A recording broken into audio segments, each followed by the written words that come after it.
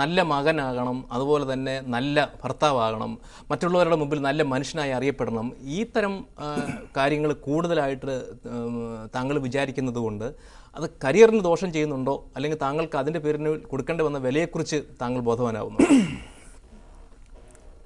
ഞാനിപ്പോഴും ചെറുപ്പക്കാരനായിട്ട് നിൽക്കുകയാണെന്നാണ് എല്ലാവരും പറയുന്നത്. ഇപ്പോഴും ഞാനൊരു ചോക്ലേറ്റ് ബോയ് ആണ്, അല്ലെങ്കിൽ ചോക്ലേറ്റ് ഹീറോ ആണ് എന്ന് ആൾക്കാർ വിശേഷിപ്പിക്കുന്നു. ശരിക്കും പറഞ്ഞാൽ സ്വകാര്യ ജീവിതത്തിൽ ഞാൻ ഒരു നല്ല ജീവിതത്തിനുടമയായില്ലായിരുന്നെങ്കിൽ ഒരിക്കലും ഈ ഒരു വിശേഷണം എനിക്ക് ചേരില്ലായിരുന്നു. കാരണം എൻ്റെ മുഖത്തേക്ക് കാണുന്നൊരു പ്രസന്നത അതൊരിക്കലും ഞാൻ അഭിനയിച്ച് വരുത്തുന്നതല്ല, അത് വരുന്നതാണ്. അത് എൻ്റെ ജീവിതത്തിലുണ്ടാകുന്ന സന്തോഷങ്ങളാണ് എൻ്റെ മുഖത്ത് പ്രതിഫലിക്കുന്നത്. അതിന് വേണ്ടിയിട്ടുള്ള എല്ലാ കാര്യങ്ങളും ഈ പറയുന്ന പോലെ എനിക്ക് ഒരു നിർബന്ധം ഉണ്ടായിരുന്നു. എന്താണെന്ന് വെച്ചാൽ ഞാനിപ്പോൾ എത്ര വലിയവനായാലും എത്ര ചെറിയവനായാലും ഒരു ദിവസത്തെ മുഴുവൻ ജോലി ചെയ്തതിന് ശേഷം തിരിച്ച് വീട്ടിൽ വരുമ്പോൾ ഉറങ്ങണമെങ്കിൽ ഉറക്ക ഗുളിക കഴിച്ച് ഉറങ്ങുക എന്നുള്ളൊരു അവസ്ഥ ഏറ്റവും ദയനീയമായൊരു അവസ്ഥയായിട്ടാണ് ഞാൻ കരുതുന്നത്. അല്ല, അങ്ങനെയുള്ളൊരവസ്ഥ സിനിമയിൽ ഒരുപാട് പേർക്കുണ്ടോ? ഉണ്ട്. കാരണം അവർ നാളത്തെ കാര്യം എന്താണ്, അല്ലെങ്കിൽ ഞാൻ ചെയ്ത സിനിമകളിലെ നാളത്തെ അവസ്ഥ എന്തായിരിക്കും, ഇതിനെപ്പറ്റിയൊക്കെ വളരെ ബോധേഡാണ്. സൂപ്പർ സ്റ്റാർ ആകണം, അല്ലെങ്കിൽ സൂപ്പർ സ്റ്റാർ ആയിക്കഴിഞ്ഞ് ഇനി അതിൽ നിന്ന് താഴോട്ട് വരുമോ എന്നുള്ള പല ആകുലതകൾ ഉണ്ടാവാം. താങ്കൾ യുവാക്കളെയാണ് പ്രതിനിധീകരിക്കുന്നത്. പൃഥ്വിരാജിൻ്റെ തലമുറയൊക്കെ വന്നു കഴിഞ്ഞു. അവർക്കൊക്കെ ഉള്ള ഒരു കൂസലില്ലായ്മയുണ്ട്, തൻ്റെ ഇടമുണ്ട്, മറ്റാരെയും കൂസാത്തൊരു നിലപാടുണ്ട്. അതെന്തുകൊണ്ടാണ് താങ്കൾക്കില്ലാത്തത്? ഓരോരുത്തരുടെ സ്വഭാവത്തിൻ്റെ വ്യത്യസ്തതകളായിരിക്കാം, രീതികളായിരിക്കും, പ്രത്യേകതകളായിരിക്കും. ആ സ്വഭാവം മോശമാണെന്നുണ്ടോ? ഒരിക്കലും ഇല്ല. കാരണം ഒരിക്കലും അങ്ങനെ ഞാൻ പറയില്ല. കാരണം പൃഥ്വിരാജിനെ ഒരു തരത്തിൽ ഞാൻ ഇഷ്ടപ്പെടുന്ന അല്ലെങ്കിൽ ആരാധിക്കുന്ന ഒരു വ്യക്തിത്വമാണ്. അതേപോലെ തന്നെയാണ് മമ്മൂട്ടി എന്ന് പറയുന്ന നടൻ, അല്ലെങ്കിൽ ജയസൂര്യ എന്ന് പറയുന്ന നടൻ. കാരണം ഇവരൊക്കെ ഇപ്പം ജയസൂര്യയുടെയും അല്ലെങ്കിൽ പൃഥ്വിരാജിൻ്റെ കാര്യങ്ങൾ എടുക്കുകയാണെങ്കിൽ ഞാൻ വന്നതിന് ശേഷം വന്നിട്ടുള്ള ആൾക്കാരാണ് അവർ രണ്ടുപേരും. പക്ഷേ എന്നേക്കാൾ കൂടുതൽ സിനിമയിലേക്ക് ഇറങ്ങിത്തിരിക്കുകയും പ്രയത്നിക്കുകയും അധ്വാനിക്കുകയും ചെയ്തിട്ടുള്ള ആൾക്കാരാണ്. എന്നേക്കാൾ കൂടുതൽ സിനിമയിൽ അഭിനയിച്ചിട്ടുള്ള ആൾക്കാരാണ്. അപ്പോൾ ആ രീതിയിൽ നോക്കുകയാണെങ്കിൽ എന്നേക്കാൾ കൂടുതൽ എക്സ്പീരിയൻസ് അവർക്ക് ഇപ്പോൾ സിനിമയിലുണ്ട്. അപ്പോൾ അതുകൊണ്ട് അവരിപ്പോൾ എന്നേക്കാളും വലിയൊരു സ്ഥാനം അലങ്കരിക്കുന്നുണ്ടെങ്കിൽ ഒരിക്കലും ഞാൻ പരിതപിച്ചിട്ട് കാര്യമില്ല. കാരണം അവരെന്നേക്കാൾ കൂടുതൽ എഫേർട്ട് എടുത്തിട്ടുള്ള ആൾക്കാരാണ്. അപ്പോൾ അങ്ങനെ നോക്കുമ്പോൾ തീർച്ചയായിട്ടും ഞാൻ അവരുമായിട്ട് കോമ്പീറ്റ് ചെയ്യണം. അതിന് ഉള്ളൊരു വേദി ഇപ്പോൾ ദൈവം സഹായിച്ച് എനിക്ക് നല്ല നല്ല ക്യാരക്ടേഴ്സിലൂടെ ലഭിക്കുന്നുണ്ട്. ഇപ്പോൾ മുൻകാല നായകരുടെ ഒരു ചരിത്രം എടുത്താൽ പൃഥ്വിരാജ് വരെ നോക്കിയാൽ ഒരു അല്പം നെഗറ്റീവ് ടച്ചുള്ള, കുറച്ചൊരു ആൻറ്റി ഹീറോ എന്ന് പറയാവുന്ന തരത്തിലുള്ള ബോഡി ലാംഗ്വേജിലൂടെ അവർ ആദ്യ ഘട്ടത്തിലെങ്കിലും വളർന്നു വന്നിട്ടുണ്ട്. താങ്കളെ സംബന്ധിച്ചിടത്തോളം ഒരു യുവ കോമളൻ എന്നുള്ള നിലയിലാണ് വന്നത്. അത് ഏതെങ്കിലും തരത്തിലൊരു പരിമിതിയായിട്ട് വരുമോ?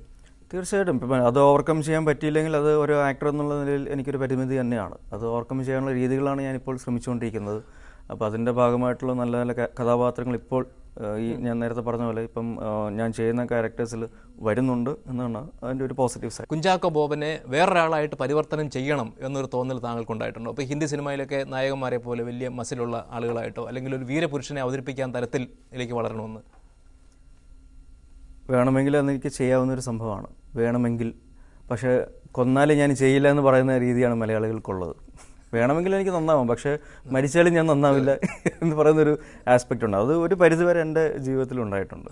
വേണമെങ്കിൽ ഈ പറയുന്ന പോലെ ഈ എന്താ പറയുക, ഒരു മസിൽസൊക്കെ ഡെവലപ്പ് ചെയ്ത് ഈ പറയുന്ന സിക്സ് പാക്കിൻ്റെ ഒരു ട്രെൻഡ് വന്നപ്പോൾ ആ സാഹചര്യത്തിൽ എനിക്ക് ഇതിനു വേണ്ടി ഉള്ള സമയമുണ്ടായിരുന്നു. അത് വേണമെങ്കിൽ ചെയ്യുകയും ചെയ്യായിരുന്നു. ഈ പറഞ്ഞ പോലെ കൊന്നാലും ഞാൻ ചെയ്യില്ല എന്ന് പറയുന്ന പോലെ ആ ഒരു പിടിവാശികൾ ആ സമയത്തുണ്ടായിരുന്നു. പക്ഷേ ഈ പറയുന്ന പോലെ അതിന് തക്കതായിട്ടുള്ള രീതിയിലുള്ള ക്യാരക്ടേഴ്സ് വരികയാണെങ്കിൽ തീർച്ചയായിട്ടും അതിനുവേണ്ടി എഫേർട്ട് എടുക്കേണ്ട ആവശ്യകത ഇപ്പോൾ ഉണ്ട്. സീനിയർ നടന്മാരുടെ സാന്നിധ്യം താങ്കൾക്ക് ഏതെങ്കിലും തരത്തിലൊരു തടസ്സമാണോ? ഒരുപക്ഷെ നിങ്ങളൊക്കെ ചെയ്യേണ്ട റോളുകൾ ഇപ്പോഴും അവർ ചെയ്യുന്നുണ്ട്. സീനിയർ നടന്മാരെന്ന് പറയുന്നത് ഇപ്പം മമ്മൂട്ടി അല്ലെങ്കിൽ മോഹൻലാൽ എന്ന് പറയുന്ന അതുല്യ നടന്മാരെ പറ്റിയാണ് ഉദ്ദേശിക്കുന്നതെങ്കിൽ അവർക്ക് വന്ന് ഒരുപാട് സിനിമകൾ ചെയ്ത് പരിചയവും തഴക്കവും പഴക്കവും വന്നിട്ടുള്ളവരാണ്. അപ്പോൾ ഒരു സുപ്രഭാതത്തിൽ അവരെ തുടച്ചു നീക്കി അവരെ അട്ടിമറിച്ച് ഈ പറയുന്ന ആ സിംഹാസനം ഞങ്ങളെപ്പോലുള്ള യുവതാരങ്ങൾക്ക് കിട്ടുമെന്ന് വിശ്വസിക്കുന്ന രീതിയിലുള്ള ഒരു മണ്ടത്തരം ഉള്ള ആൾക്കാർ അല്ലെങ്കിൽ ബുദ്ധിശൂന്യരാണ് ഇപ്പോഴത്തെ തലമുറയിലുള്ള ചെറുപ്പക്കാരെന്ന് ഞാൻ വിശ്വസിക്കുന്നില്ല. ഒരൊറ്റ സിനിമ കൊണ്ട് ഈ പറയുന്ന മമ്മൂട്ടി മോഹൻലാൽ ഒന്നുമല്ല എന്ന് പറയാനും മാത്രം വിഡ്ഢികളല്ല ഇപ്പോഴത്തെ യുവതാരങ്ങളെന്ന് പറയുന്നവർ. പലപ്പോഴും നായകന്മാർ അവരുടെ കൂടെ അഭിനയിക്കുന്ന നായകന്മാരെക്കുറിച്ചോ അല്ലെങ്കിൽ സഹനടന്മാരെക്കുറിച്ചോ ഒക്കെ വാചാലരാകും. പക്ഷേ അവരുടെ കൂടെ അഭിനയിച്ച നടിമാരിൽ നിന്ന്, നായികമാരിൽ നിന്ന് എന്തെങ്കിലും പഠിച്ചോ എന്ന് ചോദിച്ചാൽ അത് സമ്മതിക്കാൻ വലിയ വിഷമമാണ്. താങ്കൾ നായികാ പ്രാധാന്യമുള്ള പല സിനിമകളിലും നായകനായിരുന്നു. ആ നായികമാരിൽ നിന്ന്, ഇപ്പോൾ മീര ജാസ്മിൻ ആയിക്കോട്ടെ, അസിൻ ആയിക്കോട്ടെ, അല്ലെങ്കിൽ ശാലിനി ആയിക്കോട്ടെ, അവരിൽ നിന്ന് താങ്കൾ എന്ത് പഠിച്ചു? എനിക്ക് തോന്നുന്നത് അസിൻ എന്ന് പറയുന്ന ഒരു ആർട്ടിസ്റ്റിൽ നിന്നും കുറച്ച് നമുക്ക് പഠിക്കാനുണ്ട്. കാരണം അസിൻ എൻ്റെ കൂടെയാണ് സിനിമയിൽ നായികയായിട്ട് ആദ്യം അഭിനയിക്കുന്നത്. നരേന്ദ്രൻ മകൻ ജയകാന്തൻ മകൻ എന്ന് പറയുന്ന സത്യനന്ദിക്കാട് ചിത്രത്തിൽ. അപ്പോൾ അതിൽ അസിൻ എന്ന് പറയുന്ന നടി വരുമ്പോൾ എനിക്കങ്ങനെ പ്രത്യേകിച്ച് ഇതൊരു സംഭവമായിട്ട് മാറും. ഈ നമ്മൾ ലോകമറിയപ്പെടുന്ന ഒരു ഏറ്റവും പ്രധാന കഥാപാത്രമായിരുന്നില്ല, സംയുക്തവർമ്മയായിരുന്നു. പക്ഷെ എന്നാൽ എൻ്റെ ഒരു ജോഡിയായിട്ട് വന്നത് അസിനായിരുന്നു. പക്ഷേ ആ അസിൻ എന്ന് പറയുന്ന ആർട്ടിസ്റ്റ് ഇപ്പോൾ ഏത് നിലയിൽ വരെ എത്തി എന്ന് നമ്മൾ നോക്കുമ്പോൾ അതിൽ നിന്നും ഹാർഡ് വർക്കിൻ്റെയും പെർസിവറൻസിൻ്റെയും റിസൾട്ട് എന്താണെന്നുള്ളത്, അത് ഫലം എന്താണെന്നുള്ളത് നമുക്ക് കണ്ടുപഠിക്കേണ്ട ഒരു കാര്യമാണ്. അങ്ങനെ നോക്കുമ്പോൾ എനിക്ക് തോന്നുന്നു അസിനിൽ നിന്നും നമ്മൾ ഒരുപാട് കാര്യങ്ങൾ കണ്ടുപഠിക്കേണ്ടത്. ഈ ശാലിനിയിൽ നിന്നും മീരാ ജാസ്മിനിൽ നിന്നും ഒന്നും പഠിക്കാനില്ല? ശാലിനി എൻ്റെ വളരെ അടുത്ത സുഹൃത്താണ്. ഞാൻ ശാലിനിയോടൊപ്പമാണ് ആദ്യമായിട്ട് സിനിമയിൽ വരുന്നത്. വളരെ ഫ്രണ്ട്ലി ആയിട്ട്, ഈവൻ ശാലിനിയുടെ പ്രണയ കാര്യങ്ങൾ പോലും, അജിത്തുമായിട്ടുള്ള ആ പ്രണയ കാലഘട്ടത്തിൽ പോലും അവിടെ ഒരു ഈ പറഞ്ഞ ദൂതനായിട്ട്, ഹംസമായിട്ട് ഞാൻ ഉണ്ടായിട്ടുണ്ട്. പക്ഷെ വളരെ ഫ്രണ്ട്ലി ആയിട്ടുള്ള, എന്താ പറയുക, ഒരു മലയാള സിനിമ പ്രേക്ഷകർ ഇത്രയും ഓമനിച്ചിട്ടുള്ളൊരു ആർട്ടിസ്റ്റ് വേറെയില്ല. കുഞ്ഞുനാൾ മുതൽ തലൊഴിച്ചിട്ടുള്ളൊരു ആർട്ടിസ്റ്റ് വേറെയില്ല. പക്ഷെ എന്നാൽ അതിൻ്റെ യാതൊരു എന്താ പറയുക ജാടകളോ താരജാടകളോ ഒന്നുമില്ലാത്തൊരു അഭിനേത്രിയായിരുന്നു. നമുക്ക് ഇന്നും ശാലിനി എന്ന് പറയുമ്പോൾ ബേബി ശാലിനി എന്നായിരിക്കും നമ്മൾ ആദ്യം പറയുക. അപ്പോൾ ആ ഒരു ക്യൂട്ട്നെസ്, ആ ഒരു ഓമനത്വം ആ മലയാളി പ്രേക്ഷകർ ഇപ്പോഴും ബേബി ശാലിനെ പറ്റി അല്ലെങ്കിൽ ശാലിനെ പറ്റി വെച്ച് പുലർത്തുന്നുണ്ടെന്ന് പറയുമ്പോൾ അത് അവരുടെ ഒരു ക്യാരക്ടറിൻ്റെ മേന്മയായിരിക്കാം, അല്ലെങ്കിൽ അവർ അവതരിപ്പിച്ചിട്ടുള്ള കഥാപാത്രങ്ങളുടെ മേന്മയായിരിക്കാം. മീരാ ജാസ്മിൻ എന്ന് പറയുന്നത് ഷീസ് ആൻ ഔട്ട്സ്റ്റാൻഡിങ് ആർട്ടിസ്റ്റ് എന്നുള്ള നിലയിൽ ഒരുപാട് കാര്യങ്ങൾ നമ്മൾ കണ്ടുപഠിക്കേണ്ടതാണ്. പക്ഷെ വളരെ ഇമോഷണലി ഫ്രജൈലാണ്, വളരെ എന്താ പറയുക എക്സ്ട്രീമിറ്റീസിലാണ് പുള്ളിക്കാരി. അത് കുറച്ചും കൂടെ ഒന്ന് നല്ലതാക്കുകയാണെങ്കിൽ എനിക്ക് തോന്നുന്നത് പുള്ളിക്കാരിയെ വെല്ലാൻ പറ്റുന്നൊരു നടി മലയാള സിനിമയിൽ അടുത്ത കാലത്തുണ്ടാകാൻ സാധ്യത കുറവാണ്.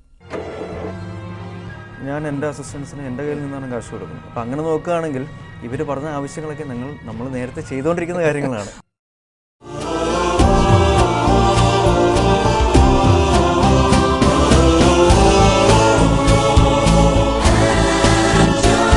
Different people, one home. ManoramaOnline.com, your home